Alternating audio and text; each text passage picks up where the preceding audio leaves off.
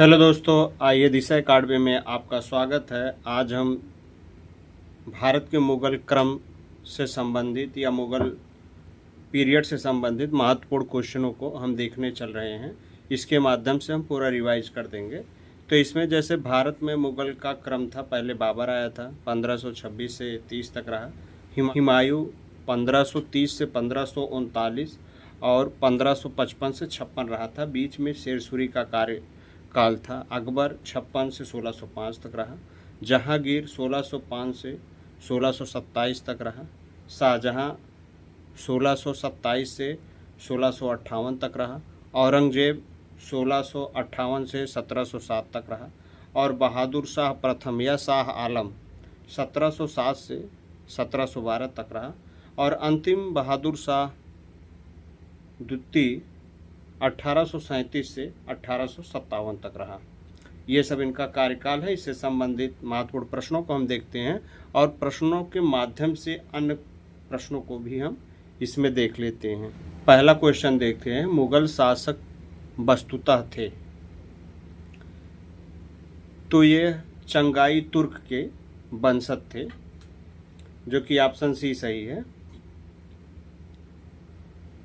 क्योंकि बाबर के जो पिताजी थे वो चंगेज वंश के थे और माता उनकी जी थी वो तुर्क वंश से थी।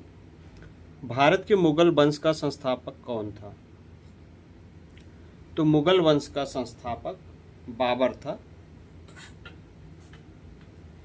बाबर का जन्म 14 फरवरी 1483 ईस्वी में जन्म फरगना काबुल में हुआ था। पिता उमर शेख मिर्ज़ा तैमूर वंश का था और माता कुतलुग निगार खानम चंगेज खां की 14वीं वंशज थी। किस मुगल शासक ने भारत में ओटोमन युद्धम पद्धति को अपनाया था? तो बाबर ने इस पद्धति को अपनाया था। ये पद्धति क्या होती थी कि छुपाकर तोपों को रखते थे, जिसे तुगलकिया नीति या ऑटोमन युद्ध पद्धति भी कहा जाता था। और उसके बाद जब सेना पास आ जाती थी तब ये लोग तोपों का प्रयोग किया करते थे, जो कि ऑप्शन बी सही है। या 1522 ईस्वी में पहला युद्ध बाबर ने भेरवा के युद्ध में इसका प्रयोग किया था। पानीपत का प्रथम युद्ध कब हुआ था? तो 1526 ईस्वी में पानीपत का प्रथम युद्ध हुआ था। पानीपत का प्रथम युद्ध किसके बीच हुआ था? तो बाबर और इब्राहिम लोदी हुआ था। इस युद्ध में बुलावा इब्राहिम लोदी और राणा सांगा द्वारा बाबर को भेजा गया था और बाबर ने राणा सांगा और इब्राहिम की ये सोच थी कि ये लोग इब्राहिम लोदी को हराकर ये लोग चले जाएंगे, लेकिन बाबर गया नहीं, यहाँ पर अपने साम्राज्य की स्थापना करने लगा। और यह पहला युद्ध था जिस युद्ध में कोई शासक लड़ते हुए वीरगति को प्राप्त किया था। खानवा का युद्ध किसके बीच हुआ था? तो बाबर और राणा सांगा के बीच हुआ था, क्योंकि दोनों लोग के बीच आपसी मतभेद और सीमा विवाद के कारण यह युद्ध हुआ था। इसमें राणा सांगा का साथ मेदिनी राय ने दिया था। इस युद्ध में बाबर ने जेहाद का नारा दिया था और तमगा नामक कर वहाँ के लोगों का माफ़ कर दिया था। इसकी यही विशेषता है। खानवा का युद्ध कब हुआ था? तो 1527 ईस्वी में खानवा का युद्ध हुआ था बाबर एवं मेदिनी राय के बीच। चंदेरी का युद्ध कब हुआ था? तो 1528 में चंदेरी का युद्ध हुआ था। 29 जनवरी 1528 में मुगलों तथा राजपूतों के मध्य लड़ा गया था। खानवा युद्ध के पश्चात राजपूतों की शक्ति पूरी तरह नष्ट हो गई थी, इसीलिए बाबर ने चंदेरी का युद्ध शेष राजपूतों के खिलाफ लड़ाई। इस युद्ध में राजपूतों की सेना का नेतृत्व मेदिनी राय ने किया था। इसी युद्ध में शेरशाह सूरी ने कहा था कि अगर मेरा भाग्य ने साथ दिया तो मुगलों को मैं इस धरती से एक बार जरूर खदेड़ूंगा। घाघरा के युद्ध में बाबर ने किसे हराया था? तो अफगान सेमा महमूद लोदी को हराया था। घाघरा का युद्ध कब हुआ था? तो 1529 ईस्वी में हुआ था। यह पहला युद्ध था, तो जल और थल दोनों में लड़ा गया था। यह अफगान शासक महमूद लोदी और बाबर के बीच हुआ था। बाबर की मृत्यु कब हुई थी? तो बाबर की मृत्यु 1530 ईस्वी में हुआ था। इसे 2 बार दफनाया गया था, एक बार आगरा में, दूसरी बार काबुल में इसको दफनाया गया था, जो कि ऑप्शन ए सही है। तो बाबर ने 3 युद्ध लड़ा था, एक 26 में लड़ा था, 27 में, 28 में, 29 में और 1530 में इसकी मृत्यु हो गई थी। तो 26 वाला पानीपत वाला युद्ध था, इब्राहिम लोदी से लड़ा हुआ था। और 27 वाला रणसांगा, 28 वाला चंदेरी और 29 वाला घाघरा का युद्ध लड़ा था, जो कि यह महत्वपूर्ण बिंदु है, इससे ज़्यादा आपको नहीं पूछेगा। बाबर ने अपनी आत्मकथा तुजुक ए बाबरी किस भाषा में लिखी थी? तो तुजुक ए बाबरी या तुर्की भाषा में लिखा था, जबकि इसका काम फारसी भाषा में चलता है। ये काफ़ी इम्पोर्टेंट, ध्यान देने वाली बात है। इसका जो शासनकाल, जो राजकाज चलता था, वो फारसी भाषा में था और इसको फायंग खान ने फारसी भाषा में अनुवाद किया था, जो कि दोनों चीज़ समझने वाली है। वह कौन सा शासक था जिसे पहले आगरा में दफनाया गया, फिर बाद में काबुल में दफनाया गया था? तो बाबर था ऐसा शासक। ऑप्शन बी सही है। तो पानीपत का युद्ध 26 में हुआ था, खानवा का युद्ध 27 में हुआ था, घाघरा का युद्ध 29 में हुआ था। तो चंदेरी का युद्ध 29 में नहीं हुआ था, 28 में हुआ था। इसकी मृत्यु, बाबर की मृत्यु 1530 ईस्वी में हुई थी, जो कि ऑप्शन डी सही है।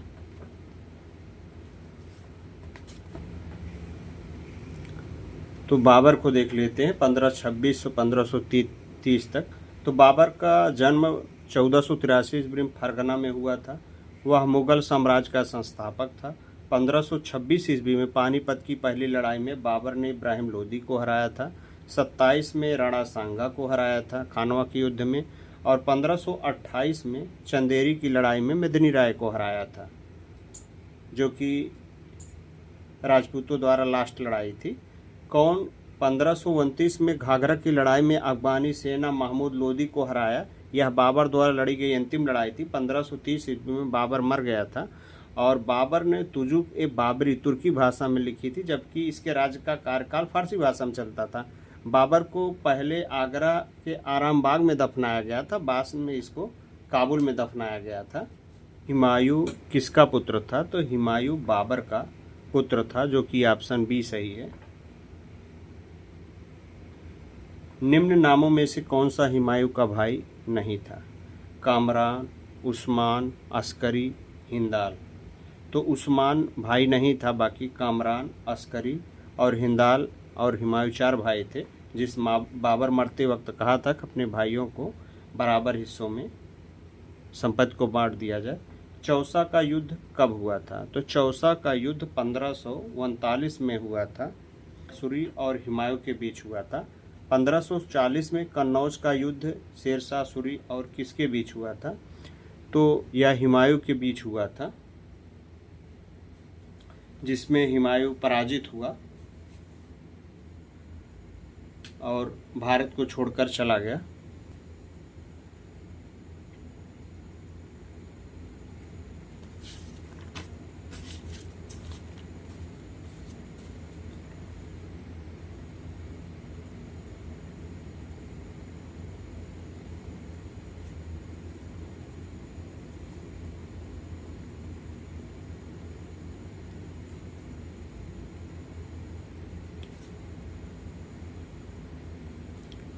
उनतालीस।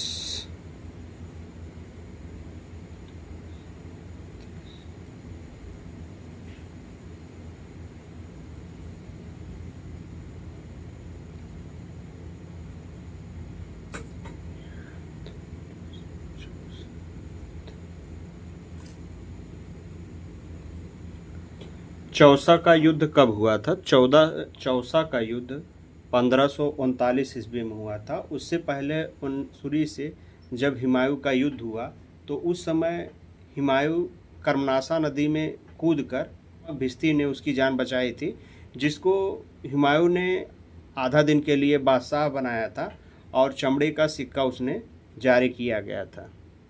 1540 में कन्नौज का युद्ध शेरशाह सूरी और किसके बीच हुआ था? तो 1540 का युद्ध शेरशाह सूरी और हुमायूं के बीच हुआ था। इस युद्ध के बाद भारत से हुमायूं बाहर चला गया था। उसके बाद पूर्णतः शेरशाह सूरी का शासनकाल आ गया था।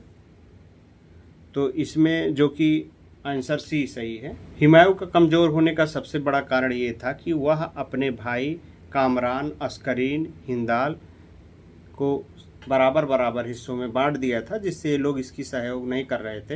हुमायूं ने किस वर्ष सरहिंद के युद्ध के बाद सत्ता हासिल कर ली थी? तो 1555 के युद्ध में यह सत्ता हासिल कर ली थी। उस समय सिकंदर शाह से यह युद्ध लड़ा था और उसके बाद सत्ता हासिल कर लिया था। किस मुगल शाह की मृत्यु पुस्तकालयों की सीढ़ियों से फिसलकर गिरने से हुआ था? तो हुमायूं का मृत्यु हुआ था। हुमायूं को ऐसा कहा जाता था कि यह लड़खड़ाता हुआ बादशाह की संज्ञा इसको दी जाती थी। 24 जनवरी 1556 में दुत्ती पनाह की सीढ़ियों से गिरकर इसकी मृत्यु हुई थी। इसकी जो पुस्तक थी, इसके बारे में जो लिखी गई थी, हुमायूं नामा, सौतेली बहन गुलबदन बेगम ने लिखा था। तो हुमायूं बाबर का सबसे बड़ा पुत्र था। शेरशाह सूरी ने हुमायूं के साथ 2 लड़ाइयाँ लड़ी थी। एक चौसा की लड़ाई 1539 में और दूसरी कन्नौज की लड़ाई 1540 ईस्वी में लड़ी थी, जिसमें हुमायूं की हार हुई थी। 1555 में सरहिंद के युद्ध में सिकंदर सूर को हराकर पुनः गद्दी प्राप्त की थी। हुमायूं की मृत्यु 1556 ईस्वी में उसके पुस्तकालय भवन की सीढ़ियों से गिरकर हुई थी। हुमायूं की सौतेली बहन गुलबदन बेगम ने हुमायूं नामा नामक पुस्तक लिखी थी। किस शासक ने पहले हजरते आला की उपाधि धारण की थी? तो शेरशाह सूरी ने हजरते आला की उपाधि धारण की थी जब 1540 ईस्वी में हुमायूं को हराया था, तो उपाधि रखकर सुल्तान का पद ग्रहण किया था। किस शासक ने चांदी का सिक्का शुरू किया गया था? तो शेरशाह सूरी द्वारा चांदी का सिक्का शुरू किया गया था, जो आज भी प्रचलन में चल रहा है। इसका नाम रुपया रखा था, तब भी आज भी रुपया है। शेरशाह सूरी की मृत्यु कलिंजर में हुई थी, क्योंकि शेरशाह सूरी कलिंजर का किला जीतने गया था। वहाँ का शासक कीर्त सिंह था। तो जब ये लोग गोला कर रहे थे तो उसमें से एक गोला आकर दीवार से टकराकर इनके गोला गोदाम में गिर गया, जिस शेरशाह सूरी उस गोला फटने की वजह से घायल हो गया और यह किला जीतते जीतते उसकी मृत्यु हुई थी। इसका मकबरा जो है सासाराम बिहार में है। इसका उत्तराधिकारी जलाल खां बनता है। किस स्मारक का निर्माण शेरशाह सूरी ने करवाया था? दिल्ली की किला-ए कोहना मस्जिद का निर्माण शेरशाह सूरी ने करवाया था। सासाराम का जो मकबरा था यह स्वयं करवाया था निर्माण। किस स्मारक का निर्माण शेरशाह सूरी ने करवाया था? तो दिल्ली की किला-ए कोहना मस्जिद का निर्माण शेरशाह सूरी ने करवाया था। दिल्ली के पुराने किला के भवनों का निर्माण किसने करवाया था? तो शेरशाह सूरी द्वारा करवाया गया था। कृषकों की सहायता के लिए किस मध्यकालीन भारतीय शासक ने पट्टा एवं कबूलियत की व्यवस्था प्रारंभ की थी? तो शेरशाह सूरी द्वारा किया गया था। शेरशाह सूरी द्वारा जनता के लिए काफ़ी कार्य किए गए थे।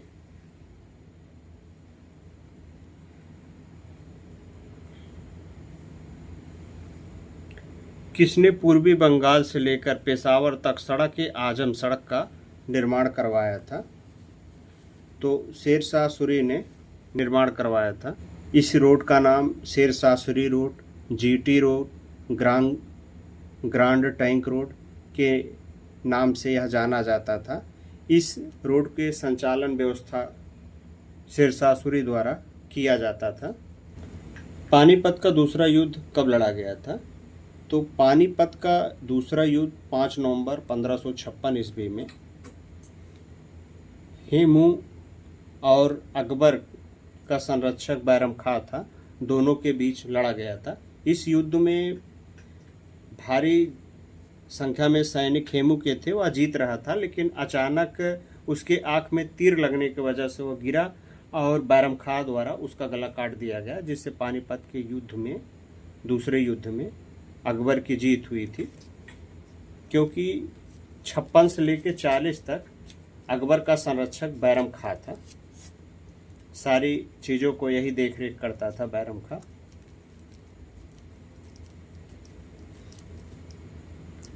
किसने 1572 ईस्वी में गुजरात विजय पर फतेहपुर सीकरी के बुलंद दरवाजे का निर्माण करवाया था? तो 1572 ईस्वी के गुजरात विजय के उपलक्ष्य में जब वहाँ अकबर गया हुआ था, तो वह अतारकीन के दरवाजे, इल्तुतमिश द्वारा बनवाए गए अतारकीन के दरवाजे को देखता है, जिससे वह प्रभावित होकर बुलंद दरवाजे का फतेहपुर सीकरी में निर्माण करवाता है, जो आज भी परिस्थितियों में मौजूद है और काफ़ी बड़ा हुआ है। आप उसको देखेंगे तो आप स्वयं समझ जाएंगे। यहाँ पर अकबर पुर्तगालियों से मिलता है और वहाँ पर ब्लू वाटर नीड के तहत कार्टेज भी खरीदता है। खां द्वारा फिर से विद्रोह करने से जब अकबर को पता लगता है तो 450 मील की यात्रा वह 9 दिन में करता है और फिर जाके मुजफ्फर का आत्मसमर्पण करता है। तो ये इतिहास में या पेपरों में पूछा जाता है कि सबसे तेज यात्रा किस युद्ध में किया गया था? तो यह युद्ध गुजरात के विजय का युद्ध है। हल्दी घाटी का युद्ध कब हुआ था? तो हल्दी घाटी का युद्ध 1576 ईस्वी में 18 जून को हुआ था। यह युद्ध राणा सांगा और अकबर के सेनापति मानसिंह के बीच लड़ा गया था। अरावली की पहाड़ियों में लड़ा गया था। ये युद्ध काफ़ी दिनों तक चल रहा था, जिससे इसका कोई रिजल्ट नहीं आ रहा था। बाद में इस युद्ध का नेतृत्व अकबर स्वयं करने आता है और इस युद्ध में जब राणा प्रताप घायल होता है तो उसका सौतेला भाई राणा सांगा उसके मुकुट को पहनकर राणा प्रताप की रक्षा करता है। इस युद्ध में अकबर ने सर्वप्रथम वैवाहिक संबंध राजपूत के किस गृह से स्थापित किया था? तो यह कछवाहा वंश से स्थापित किया था। भारमल की पुत्री अकबर बाई या जोधा बाई इनका नाम था, जिनसे यह संपन्न किया था। इसी जोधा बाई से ही जो पुत्र संपन्न हुआ था उसका नाम जहांगीर था। एक ही पुत्र था इनका, जिसका नाम ये लोग सेकू बाबा करके पुकारते थे। किस शासक ने तीर्थ यात्रा कर समाप्त कर दिया था? तो अकबर ने 1563 ईस्वी में तीर्थ यात्रा कर समाप्त किया था और 1562 ईस्वी में दास प्रथा खत्म कर दिया था। 1564 में जजिया कर पर प्रतिबंध लगा दिया था, जो कि जजिया कर का जो इतिहास है, तो जजिया कर सबसे पहली बार मोहम्मद बिन कासिम ने 712 ईस्वी में लगाया था। उसके बाद फिरोज शाह तुगलक ने ब्राह्मणों एवं बच्चों पर लगाया था और प्रतिबंध में पहली बार जैनुल अब्दानी ने लगाया था। उसके बाद मोहम्मद शाह रंगीला ने सबसे अंतिम बार ख़त्म कर दिया था। उसके बाद कोई जजिया कर नहीं लगाया था। जब्ती प्रणाली किसकी उपज थी? तो अकबर क्या करता है कि ज़मीनों की पैमाइश कराकर पिछले 10 साल के रिकॉर्ड के अनुसार 1/3 इस पे कर लगाता था। और दूसरा है नक्श या कानून प्रथा अर्थात गल्ला प्रथा। तो इसमें क्या होता था, 1/3 उपज का वह लेता था। आईने या दहसाल, यह भू राजस्व सुधार व्यवस्था गज इलाही पैमाइश 41 अंगुर थी। इसी के आधार पर यह जमीनों की पैमाइश कराता था। टोडरमल ने किस क्षेत्र में ख्याति प्राप्त की थी? तो भू राजस्व, जिसे 41 अंगुल के नाम से जाना जाता था। इन इबादत खाने का निर्माण करवाया था, तो अकबर ने इसका निर्माण करवाया हुआ था।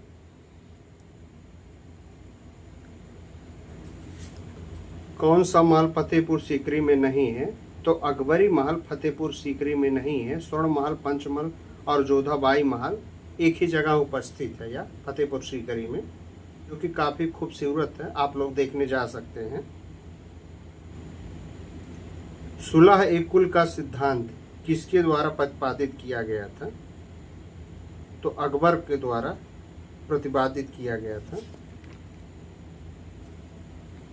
कौन सा सुमेलित नहीं है? तो बाबर काबुल में है, ठीक है। अकबर सिकंदराबाद में है, ठीक है। जहांगीर लाहौर में है, ठीक है। हुमायूं आगरा में है, तो हुमायूं का यही ठीक नहीं है, हुमायूं आगरा में नहीं दफनाया गया था, यह दिल्ली में दफनाया गया था। 16वीं शताब्दी में संपन्न महाभारत का फारसी में अनुवाद कहलाता है, तो यह रजनामा नाम से किया गया था, फैजी एवं बदायूं द्वारा किया गया था। किसने अकबर की इच्छा अनुसार रामायण का फारसी भाषा में अनुवाद किया था? तो अब्दुल कादिर बदायूनी ने अनुवाद किया था, क्योंकि अकबर धार्मिक व्यक्ति था, सभी ग्रंथों को जानना चाहता था कि इसमें क्या खासियत है। अकबर के दरबार में आने वाला पहला अंग्रेजी व्यक्ति कौन था? तो राल्फ फिंच था। तो अकबर के बारे में हम देख लेते हैं। अकबर ने बैरम खान की मदद से पानीपत की दूसरी लड़ाई 1556 ईस्वी में हेमू को हराया था। 1572 में गुजरात पर विजय के बाद फतेहपुर सीकरी में बुलंद दरवाजे का निर्माण करवाया था। अकबर ने हरखाबाई या जोधाबाई से निकाह किया था। यह राजपूत भारमल की पुत्री थी। इबादत खाने का निर्माण किया था। दीन ए इलाही 1582 ईस्वी में शुरू किया था। पहले इसके शिष्य बीरबल थे और मान सिंह ने मना कर दिया था। अकबर ने नवरत्न में टोडरमल, अबुल फजल, फैजी, बीरबल, तानसेन, अब्दुल रहीम खान खाना, मुल्ला दो प्याजा, राजा मान सिंह और फ़कीर अजीदीन शामिल थे। और 16 से 5 ईस्वी में अकबर की मृत्यु हुई थी और इसका मकबरा सिकंदराबाद में है। किसके काल को चित्रकला का स्वर्ण काल कहा जाता है? तो जहांगीर के काल को चित्रकला का स्वर्ण काल कहा जाता है। इसके बारे में कहा जाता है कि यह किसी चित्र को दिखा दें तो ये बता देता था कौन कौन पार्ट किस किस चित्रकार ने बनाया है। इसकी इतनी ख्याति प्राप्त थी। और सलीम यहाँ का सबसे अच्छा चित्रकार माना जाता है। 2 अस्पा योम सिंह अस्पा प्रथा किसने शुरू किया था? जहांगीर द्वारा यह शुरू किया गया था। ईस्ट इंडिया कंपनी ने 1608 ईस्वी में जहांगीर के दरबार में पहले निम्न में से किसे भेजा था? तो विलियम्स हॉकिंस 1608 ईस्वी में आए थे। इन्हें इंग्लिश खां की उपाधि दी गई थी, फिरंगी खां की उपाधि दी गई थी। और दूसरे जो आए थे वो थॉमस रो 1615 ईस्वी में आए थे। किस मुगल शासक का मकबरा भारत में नहीं है? तो जहांगीर का मकबरा भारत में नहीं है, या लाहौर में है, पाकिस्तान अधिकृत लाहौर में इनका मकबरा है। और बाबर का मकबरा काबुल में है। 2 लोगों का मकबरा विदेश में है और 2 बार दफनाया गया था। बाबर को एक बार आगरा में दफनाया गया था और दूसरी बार काबुल में दफनाया गया था। आप लोग इसको ध्यान दीजिएगा। मुगल चित्रकला किसके शासनकाल में अपना पराकाष्ठा पर पहुंची थी? तो चित्रकला का स्वर्ण काल जहांगीर के काल को कहा जाता है। या बहुत से चित्रकारों को यहाँ पर संरक्षण दिया हुआ था। किसने न्याय की जंजीर ए अदल लगवाई थी? तो यह जहांगीर द्वारा लगवाया गया था।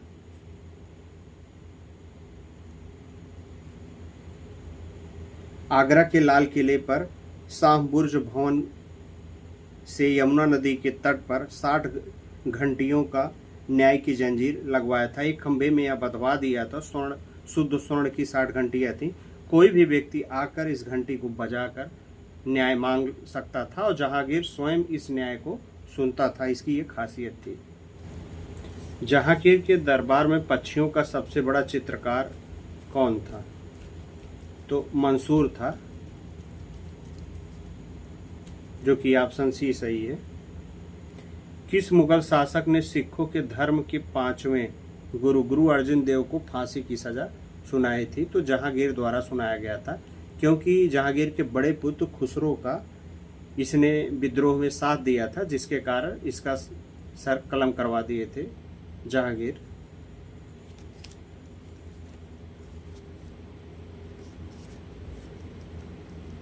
इत्माउद्दौला का मकबरा आगरा में किसने बनवाया था? तो नूरजहां ने बनवाया था। जहांगीर 1605 से 1627, इसका परिचय देख लेते हैं पूरा। 5वें सिख गुरु अर्जुन देव को मरवाया था। जहांगीर ने 1611 ईस्वी में मेहर उन निसा से शादी किया और नूरजहां की उपाधि धारण की। उसने न्याय के चाहने वालों के लिए आगरा में जंजीर ए अदालत की स्थापना की थी। कप्तान हाकिंस और सर थॉमस रो ने उसके दरबार में आए हुए थे। जहांगीर के काल में चित्रकार का स्वर्णकाल कहा जाता था। मुमताज महल का असली नाम क्या था? अर्जुमंद बानो बेगम इस महल का नाम था। हिंदू और ईरानी वास्तु कला का सर्वप्रथम समन्वय हमें देखने को मिलता है ताजमहल में, हमें देखने को मिलता है। हिंदू ईरानी वास्तुकार का सर्वप्रथम समन्वय हमें दिखता है ताजमहल अर्जुमंद बानो बेगम की याद में। डिजाइन इसका उस्ताद अहमद लाहौरी द्वारा किया गया था। यह राजस्थान के मकराना पत्थरों द्वारा, पूर्णतः सफ़ेद पत्थरों द्वारा यह बनवाया गया था। अर्जुमंद बानो बेगम की याद में 1632 से 1653 ईस्वी तक निर्माण कार्य हुआ। यह यमुना नदी के किनारे निर्माण हुआ था। डिजाइनर ईरानी डेरोजियो और मिस्त्री अहमद लाहौरी थी। इसमें डेली 2000 मजदूरों ने लगभग 21 साल तक काम किया। इसमें राजस्थान के मकराना पत्थर से यह स्थापत्य कला का निर्माण किया गया था। इसमें उस समय लगभग 9 करोड़ रुपए का खर्चा आया था। किस मुगल बादशाह ने आगरा की मोती मस्जिद का निर्माण करवाया था? तो शाहजहां ने निर्माण करवाया था, जो कि ऑप्शन बी सही है। और यह मोती मस्जिद आप लोग जान लीजिए कि एक तो दिल्ली में है और दूसरा आगरा में भी है, लेकिन जो मशहूर है वो दिल्ली वाला है, आप लोग इतना समझ लीजिएगा। किस मुगल ने अपनी राजधानी आगरा से दिल्ली स्थापित किया था? तो शाहजहां ने अपनी राजधानी दिल्ली से आगरा से दिल्ली स्थापित किया था, जो कि ऑप्शन बी सही है। किस मुगल शासक ने दिल्ली के लाल किले का निर्माण करवाया था? तो शाहजहां ने दिल्ली के लाल किले का निर्माण करवाया था। उपनिषदों का फारसी भाषा में अनुवाद किस मुगल शासक के शासनकाल में करवाया गया था? तो शाहजहां के शासनकाल में करवाया गया था। उपनिषदों का फारसी में अनुवाद शाहजहां के शासनकाल में शहजादे दारा शिकोह ने सिर ए अकबर शीर्षक के तहत किया था। इसमें 52 उपनिषदों का अनुवाद किया गया है। किसे शाहजहां ने शाह बुलंद इकबाल की उपाधि दी थी? तो दारा शिकोह को दिया था, जो कि इनका बड़ा पुत्र था। शाहजहां के 4 पुत्र थे, जिसके नाम औरंगजेब, दारा शिकोह, शाह शुजा और मुराद बख्श था। इसमें से दारा शिकोह को शाहजहां बहुत मानता था। सिर ए अकबरी के लेखक कौन थे? तो दारा शिकोह सिर ए अकबरी के लेखक थे, क्योंकि अपनी रचनाओं में अकबर को नाम से ही करता था। किस इतिहासकार ने शाहजहां के शासनकाल को मुगल का स्वर्णकाल कहा था? एल श्रीवास्तव जी ने मुगल काल का स्वर्णकाल कहा था शाहजहां के काल को। सुप्रसिद्ध कोहिनूर हीरा किसने शाहजहां को उपहार में दिया था? मयूर सिंहासन एक प्रसिद्ध रत्नमय सिंहासन था जो मुगल सम्राट शाहजहां के लिए बनवाया गया था। इसी में कोहनूर हीरा भी लगवाया गया था। वर्ष 1739 में ईरान के शाह नादिर शाह ने मुगल शहंशाह मोहम्मद शाह रंगीला के समय दिल्ली पर आक्रमण किया और दिल्ली की लूट में वह तख्त ताउस को भी अपने साथ ले गया था। किस मुगल शासक ने बलबन द्वारा शुरू किया गया ईरानी दरबारी रिवाज सिजदा समाप्त कर दिया था? शाहजहां के द्वारा समाप्त किया गया था और यह बलबन के द्वारा शुरू किया गया था, जो कि ऑप्शन डी सही है। कौन शाहजहां के शासन काल में अधिकांश समय 1636 से 44 तक दक्कन का गवर्नर था? तो औरंगजेब था दक्कन का गवर्नर, जो कि ऑप्शन डी सही है।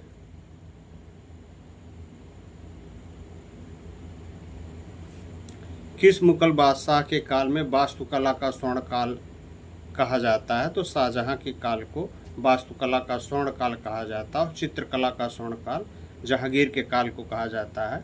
शाहजहां के काल को वास्तुकार का स्वर्ण युग कहा जाता है। शाहजहां ने आगरा के ताजमहल और दिल्ली के जामा मस्जिद आदि अन्य स्मारकों का निर्माण करवाया था। शाहजहां की पसंदीदा बेगम का नाम अर्जुमंद बानो बेगम था, जिसके नाम से ताजमहल का निर्माण करवाया था। शाहजहां ने मयूर सिंहासन का बनवाया था, जिसके कारण औरंगजेब राज्य की कोषागार की स्थिति अच्छी न होने के कारण भी ऐसे कार्य कर रहा था, जिसके कारण औरंगजेब द्वारा इसे बंदी बनवा दिया गया था। किस मुगल बादशाह को 2 बार राज्याभिषेक किया गया था? तो शाहजहां के रहते हुए किस मुगल शाह को 2 बार राज्याभिषेक किया गया था? तो औरंगजेब का राज्याभिषेक 2 बार किया गया था। इसमें शाहजहां के शासनकाल में उत्तराधिकार का युद्ध हुआ था। तो पहला युद्ध 6 सितंबर 1657 में दारा सिकोह के बीच लड़ा गया और बहादुर, जिसमें सेनापति मान सिंह थे, और दूसरा युद्ध बहादुरपुर का युद्ध 1658 में लड़ा गया। तीसरा युद्ध धर्मट का युद्ध लड़ा गया 1658 में, जिसमें जयसिंह इसके सेनापति थे। और जब युद्ध हारते हैं तो जयसिंह अपने पत्नियों के पास जोधापुर जाते हैं। इनकी पत्नियां दरवाज़ा बंद कर लेती है और इन्हें चूड़ियाँ देती हैं कि आप ये पहन लीजिए, आप शर्मिंदा हो जाते हैं। फिर आते हैं। उसके बाद सामूगढ़ का युद्ध होता है 1658 में, ये भी जो है औरंगजेब जीतता है। उसके बाद खमजा और देवराय के युद्ध में दारा सिकोह को पूरी तरह पराजित होता है और इसे पूरे मोहल्ले में सिर मुड़वा कर घुमाता है और इसकी हत्या करवा देता है। मुगल बादशाह औरंगजेब का राज्याभिषेक 2 बार होता है। इसका पहला राज्याभिषेक 31 जुलाई 1668 में और दूसरा राज्याभिषेक 15 जून 1669 ईस्वी में होता है। 1658 में प्रसिद्ध धर्मट का युद्ध किसके बीच हुआ था? औरंगजेब एवं दारा सिकोह के बीच हुआ था, जो कि ऑप्शन सी सही है।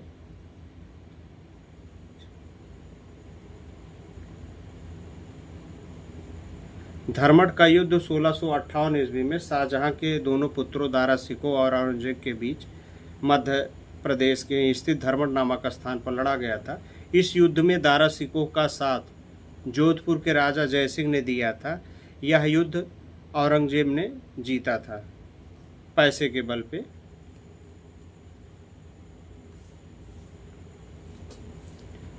किस मुगल सेनापति के साथ शिवाजी महाराज ने 1665 में पुरंदर की संधि पर हस्ताक्षर किया था? तो ये जयसिंह के द्वारा हस्ताक्षर किया गया था, जो कि औरंगजेब के सेनापति थे।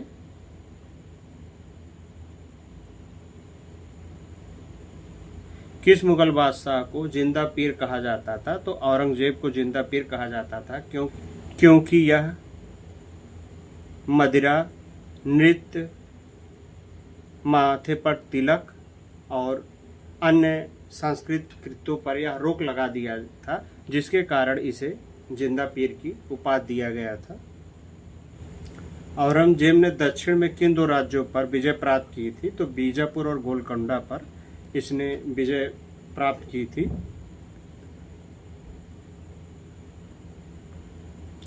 किस मुगल सम्राट ने सर्वाधिक हिंदू अधिकारियों को नियुक्त किया था? तो औरंगजेब ने सबसे ज़्यादा हिंदू अधिकारियों को नियुक्त किया था और इसने ही टीके और कुंडल पर प्रतिबंध भी लगाया था, जो कि ऑप्शन बी सही है।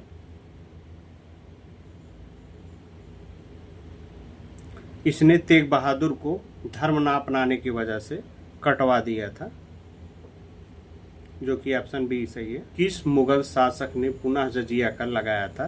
तो औरंगजेब द्वारा पुनः जजिया कर लगाया गया था, क्योंकि अकबर द्वारा इस पे प्रतिबंध लगाया गया था, जो कि ऑप्शन बी सही है। किस मुगल शासक ने दिल्ली में बीबी का मकबरा का निर्माण करवाया था? तो औरंगजेब ने करवाया था, जिसे फूहड़ ताजमहल के नाम से जाना जाता है, और इसने ही अपने पिता के ताजमहल बनवाने से नाखुश होकर उनको कैद भी करवाया था। किस इमारत को द्वितीय ताजमहल की संका दी जाती है? तो रबिया उद दौरानी के मकबरे को द्वितीय ताजमहल, फूहड़ ताजमहल या ताजमहल की नकल के नाम से जाना जाता है, जो कि ऑप्शन सी सही है। कौन सम्राट औरंगजेब की पुत्री थी? तो मेहरुनिसा जो थी वो औरंगजेब की पुत्री थी। समर्थ रामदास किसके शासन काल से संबंधित हैं? तो औरंगजेब के शासन काल से संबंधित हैं, जो कि ऑप्शन बी सही है। किस मुगल शासक ने दिल्ली के लाल किले में मोती मस्जिद का निर्माण किया था? तो औरंगजेब द्वारा मोती मस्जिद का निर्माण किया था। तो एक तो मोती मस्जिद दिल्ली में है और एक मोती मस्जिद आगरा में भी है। प्रसिद्ध औरंगजेब वाला ही है, दिल्ली के लाल किले की मोती मस्जिद। किस मुगल शासक ने सिख धर्म के 9वें गुरु तेग बहादुर को फांसी की सजा दी थी?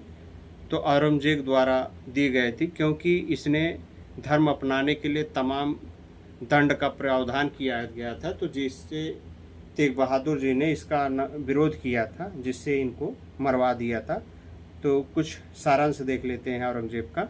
तो औरंगजेब 58 से 1707 तक शासन किया था। औरंगजेब मुमताज़ और शाहजहां से पैदा हुआ था। 9वें सिख गुरु तेग बहादुर 1667 में फांसी की सज़ा सुनाई थी। इसने दिल्ली में बीबी का मकबरा बनवाया, जिसे ताजमहल की घटिया नकल कहा जाता है। इसके अलावा लाल किले के भीतर मोती मस्जिद का निर्माण करवाया था। किस मुगल शासक ने 1617 में तंबाकू के प्रयोग पर प्रतिबंध लगाया था? तो सभी नशों से प्रतिबंध लगा दिया था औरंगजेब। जहांगीर द्वारा तंबाकू पर प्रतिबंध लगाया गया था, जो कि ऑप्शन सी सही है। किस मुगल शासक ने शाहरुख नामक चांदी के सिक्का चलवाया था? बाबर द्वारा चलवाया गया था, जो कि चांदी का सिक्का था। मुगल में तांबे का सिक्का क्या कहलाता था? दाम के नाम से इसे जाना जाता था। ऑप्शन बी सही है। दशवंत और बसावन किस मुगल शासक के राज दरबारी चित्रकार थे? तो अकबर के ये दरबारी चित्रकार थे। कौन सा एक संगीत वाद्य बजाने में औरंगजेब की दक्षता थी? तो बीड़ा थी, क्योंकि चीज़ों का विरोधी था, लेकिन औरंगजेब स्वयं बीड़ा को बजाता था। अकबर के दरबारी प्रसिद्ध संगीतकार तानसेन का मकबरा कहाँ है? तो ग्वालियर में मकबरा है। अकबर के दरबारी प्रसिद्ध संगीतकार तानसेन का मूल नाम क्या है? रामतनु पांडे था। बाबरनामा का अंग्रेजी में अनुवाद किसके द्वारा किया गया था? तो लेडेन और रस्किन द्वारा किया गया था। किस मुगल शासक ने मयूर सिंहासन का निर्माण करवाया था? तो शाहजहां द्वारा निर्माण करवाया गया था, और अब्दाली द्वारा ये चोरी करके अफगान ले जाया गया था। मुगल कालीन भारत के राज्य की आय का प्रमुख स्रोत क्या था? भू राजस्व था, जो कि ऑप्शन सी सही है। खुसरो किस मुगल बादशाह का पुत्र था? तो जहांगीर का पुत्र था। तेग बहादुर ने इसका साथ दिया था, जिससे तेग बहादुर को फांसी की सज़ा दिया था जहांगीर ने। ब्रिटेन की यात्रा पीटर मुंडी किसके शासनकाल में भारत आया था? तो शाहजहां के शासनकाल में भारत आया था। भारत के मुगल शासक बनने पर जहीरुद्दीन मोहम्मद ने नाम रखा था, तो बाबर नाम रखा था। मुगल वंश का अंतिम शासक कौन था? तो बहादुर शाह जफर था अंतिम शासक, जो कि ऑप्शन बी सही है। हेलो दोस्तों, आप लोगों से रिक्वेस्ट है कि हमारे चैनल को लाइक, सब्सक्राइब एवं शेयर करें। जय हिंद, जय भारत।